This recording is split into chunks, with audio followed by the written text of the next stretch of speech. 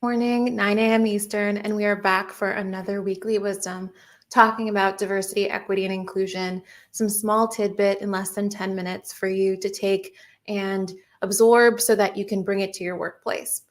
I'm Natalia Eileen. I lead Scene at Work. We're a diversity, equity, and inclusion consulting firm, and we support clients that across industries, across size, that are looking to really bolster their diversity, equity, and inclusion practices. So I'm excited today to offer you a short weekly wisdom, a short tidbit. Specifically, today's topic is all about 3 tips for your next conversation about race at work. Now, this is a topic that I felt like I spoke at length about a couple of years ago when this really was top of mind for a lot of leaders. And still, we hear some questions around how to approach these conversations when they come up at work about race, about instances of bias or microaggressions, and what have you. So I have some tips here for you today. I also have a bunch of resources that we have on the C Network website that I'll talk about in a little bit. But let's jump right in talking today about these tips that you can take into your next conversation about race or about any of these topics that might come up. And I think these tips might be versatile across all of that. So let's get started with the first one. Have the conversation, even if it's uncomfortable. Maybe this sounds very simple, but one of the biggest things we hear from our clients or from those who come to us to ask for suggestions on how best to create an inclusive environment is that there are many instances where they might feel that there maybe was an opportunity to have a conversation, but it was uncomfortable or it was difficult. They didn't know how to approach it.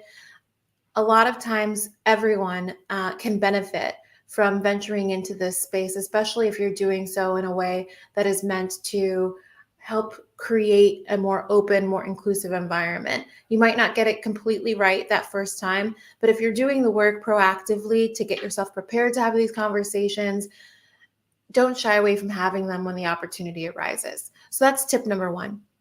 Tip number 2, which, I always try to make sure that everyone has top of mind while they're having these conversations. Don't expect people of color to lead the conversation, or specifically Black employees to lead the conversation. Maybe people will want to, but the expectation is not something that you should have there. So if you are not a person of color and you're seeking to have these conversations, try to make the effort to have those conversations and not put the burden on those who have been talking about this their whole lives.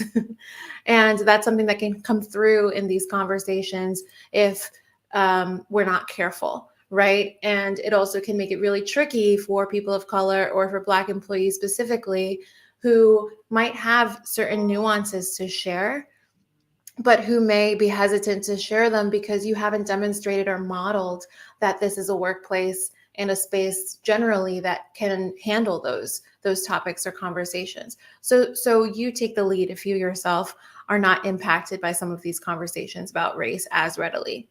All right, so that was tip number 2. And then tip number 3 is all about taking action, which means committing to learning more, making a change, whatever that means. After the conversation, this should not be just pat ourselves on the back. We talked about it. That was great. It should also include what comes next. So I often talk about that action piece in a lot of what I've written about this topic. One of the articles I wrote a while ago now in July of 2020 was all about this, that action piece. It's called The Anatomy of Your Next Conversation About Race at Work. I'll make sure that this is linked for you so that you can take a look at this, but it is all about how you can remember to do certain things just using parts of the body as reminders for yourself.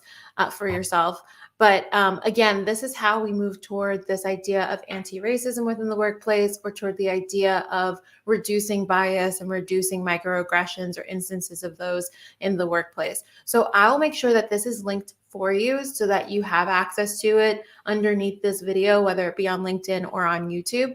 The other thing I'll want to make sure is linked for you is a guide that we have. It's one of our more popular guides, and it similarly is here to support your next conversation about race at work. So it's your do's and don'ts for your conversation about race with coworkers. Again, I will have the link below so that you can download this PDF and get access to this guide. It offers all of those details that might be helpful to have on hand as you're having these conversations. Again, I know that this was maybe more of a conversation 2 years ago when we saw the resurgence of the Black Lives Matter movement and people thinking about diversity, equity, and inclusion more readily. But my hope is that these are continuing.